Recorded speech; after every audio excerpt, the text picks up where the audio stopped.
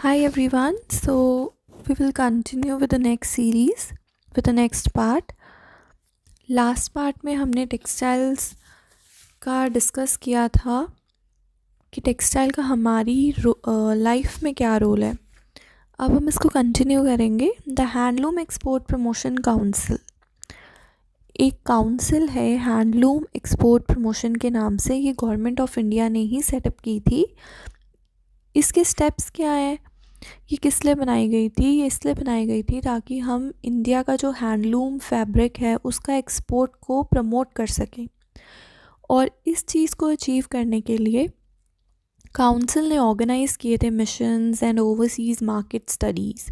Overseas market studies का मतलब ये है कि जो सी को ट्रैवल करके जाना, शिप पे जाना और सामान को लेकर के जाना या फिर वहाँ पे जा कर के अपना प्रमोशन करना. This should open a communication channel that will continually feedback information. और इससे बेसिकली इनका ये मोटो था कि ये एक कम्युनिकेशन चैनल ओपन करेगा ताकि हम लोगों में एक दूसरी कंट्री से बातचीत हो सके और ये कंटिन्यूली हमें फीडबैक देता रहेगा कि हमारा जो फैब्रिक है, जो हैंडलूम फैब्रिक्स जिनका हम प्रमोशन कर रहे हैं, उनका एक पॉजिटिव फीडबैक आ रहा है, नेगेटिव आ रहा है, लोगों का क्या परसेप्शन है, वो इन्फॉर्मेशन हमें मिलती रहेगी. अबाउट इंटरनेशनल मार्केट ट्रेंड्स भी हमें पता चलते रहेंगे कि जो कस्टमर है, कंज्यूमर है, उसकी क्या प्रेफरेंसेस है. एंड डिस्ट्रीब्यूशन फैसिलिटीज़ भी हमें पता चलती रहेंगी कि किस कपड़े की किस जगह कैसे ज़रूरत है. Among its many responsibilities are the collaboration. इनका एक और मोटो ये था कि हमें कोलैबोरेट करना है एंड पब्लिकेशन करना है literature concerning the handloom industry. जो भी चीज़ें किससे कंसर्न है, हैंडलूम इंडस्ट्री से कंसर्न है, तो उस लिटरेचर का भी पब्लिकेशन करना है. जैसे कि हम एड्स वगैरह देते हैं पेपर के through. For dissemination in foreign countries. Dissemination का मतलब क्या हो गया? इसका मतलब होगा कि आपको स्प्रेड करना है फॉरेन कंट्रीज़ में. And the staging of exhibitions abroad to inform the foreign public of the beauty.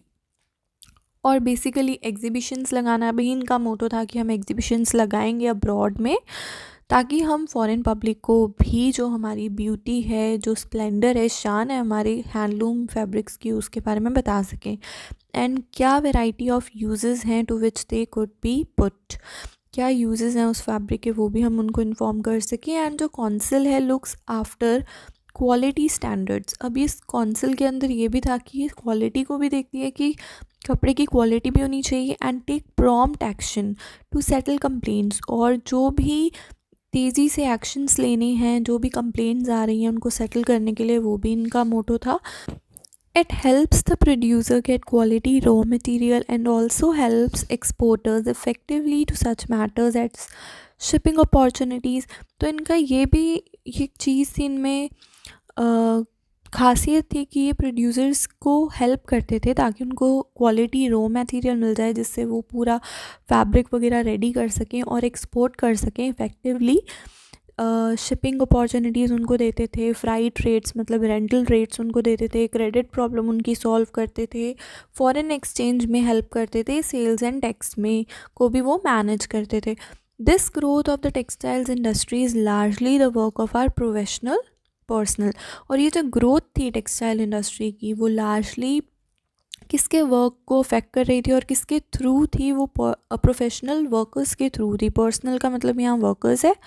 These indigenous technologist. Indigenous means जो सिंपल टेक्नोलॉजिस्ट थे, ये सारी have invented and refine new methods of serving our clothing needs.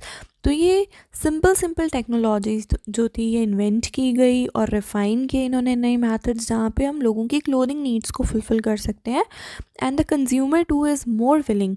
और जो consumer, जो customer होता है, वो भी बहुत ज़्यादा इच्छुक होता था and able to pay for the improved services and goods.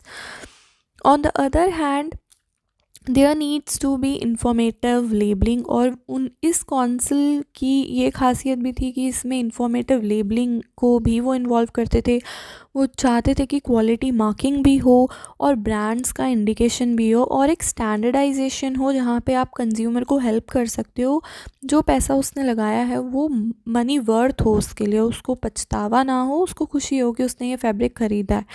A pioneering effort, leading effort या फर्स्ट एफर्ट इस डायरेक्शन में किस इंस्टीट्यूशन ने डाला था? इंडियन स्टैंडर्ड इंस्टीट्यूशन ने डाला था। ISI सर्टिफिकेशन मार्क लगाया गया था। द ईयर 1987 जो साल है वो बहुत ज़्यादा मेमोरेबल है इंडिया के लिए, जब गवर्नमेंट ने कंज्यूमर प्रोटेक्शन एक्ट को पास किया था। ये जो एक्ट है ये राइटली हमें बताता है कि एक पॉलिसी है म्यूचुअल हेल्प की और कलेक्टिव सेल्फ रिलायंस या सेल्फ हेल्प या सेल्फ सपोर्ट की।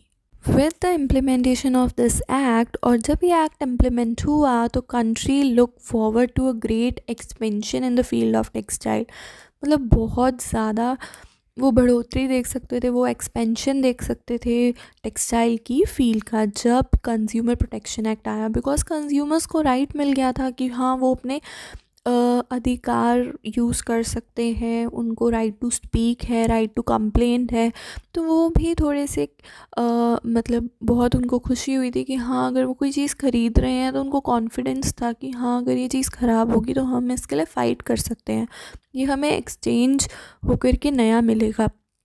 तो जो कंज्यूमर प्रोटेक्शन एक्ट है वो इन फॉलोइंग बेसिक राइट्स पे एम्फेसाइज रोशनी डालता है कि राइट टू बी इन्फॉर्म, क्योंकि कंज्यूमर है, कस्टमर है, तो उसका अधिकार है कि उसको इन्फॉर्मेशन मिले कि कौन से ब्रांड का है, क्या फैब्रिक कौन सा फैब्रिक है, ठीक है, उसको आपने आयनिंग कैसे करनी है, या फिर आप उसको क्या बोलते हैं ड्राई क्लीन कराना है या फिर मशीन वॉश करना है। तो ये सारी चीज़ें इन्फॉर्मेशन जो है, ये सारी जो इन्फॉर्मेशन है इसका इस इसको जानने का कंज्यूमर को अधिकार है। द राइट टू चूज़, जो वो चाहता है वो ख़रीद सकता है, तो उस पर हम थोप नहीं सकते कि तुम यही चीज़ लो। राइट ऑफ सेफ्टी का भी अधिकार है, and right to be heard and the right to be protected. To advise the consumer को एडवाइजेस देने के लिए फ्री लीगल सेल्स भी कॉन्स्टिट्यूट की गई, ताकि ही और शी कैन सी कंपनसेशन, जो भी डैमेजेस से वो सफ़र होते हैं तो उनको कंपनसेशन मिले, या तो चीज़ एक्सचेंज करके मिले या फिर उसकी उनके पैसे वापस हो जाएं on account of restrictive and unfair trade practices की वजह से जो भी प्रॉब्लम्स कंज्यूमर को फेस करनी पड़ती हैं। विद रेफरेंस टू टेक्सटाइल्स, जो ये एक्ट था has led to be more informative. जब ये एक्ट आया तो इस एक्ट ने क्या लेड किया, क्या इसकी वजह से होने लगा, ज़्यादा इन्फॉर्मेटिव लेबलिंग होने लगी, क्वालिटी मार्क्स होने लगे, सर्टिफिकेशन होने लगा, सजेस्टेड रिटेल प्राइसेस रखे जाने लगे, लॉन्ड्रिंग एंड केयर इंस्ट्रक्शंस भी मिलने लगी, ironing, bleaching, drawing should also be attached.